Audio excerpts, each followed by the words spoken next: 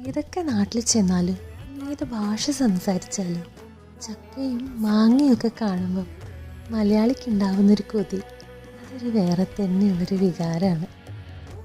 ചക്കയും മാങ്ങയൊക്കെ കാണുമ്പം നമ്മുടെ കുട്ടിക്കാലത്തിലേക്ക് ഒന്ന് മടങ്ങിപ്പോകാത്ത ഒരു മലയാളി പോലും ഉണ്ടാവില്ല. സ്കൂൾ അടയ്ക്കുമ്പം ഞങ്ങൾ കസിൻസ് എല്ലാവരും അമ്മമ്മയുടെ വീട്ടിൽ ഒത്തുകൂടുമായിരുന്നു. പിന്നെ അവിടെ ഒരു ആഘോഷം തന്നെയായിരിക്കും ആ 2 മാസം എന്ന് പറയുന്നത്. ഇന്നും നമ്മൾ എല്ലാ കസിൻസും ഒത്തുചേരുമ്പം നമുക്ക് പറയാൻ ഒരു 100,000 കഥകളുണ്ട്. അതിൽ ഈ ചക്കയും മാങ്ങയും ഒക്കെ ഒരു കഥാപാത്രങ്ങളായി വരാറുമുണ്ട്.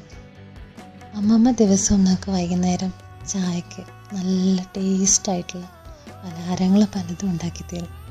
അങ്ങനെയുള്ള ഒരു പലഹാരമാണ് ചക്ക പൊരിച്ചത്. ഒരു രക്ഷയില്ല. നല്ല മഴയുള്ളൊരു ദിവസം നല്ല വെള്ളക്കാപ്പിയും അതിൻ്റെ കൂടെ ഒരു ചക്ക പൊരിച്ചതും കഴിക്കുമ്പോഴുള്ളൊരു സുഖമുണ്ടല്ലോ, അന്തസ്സ്.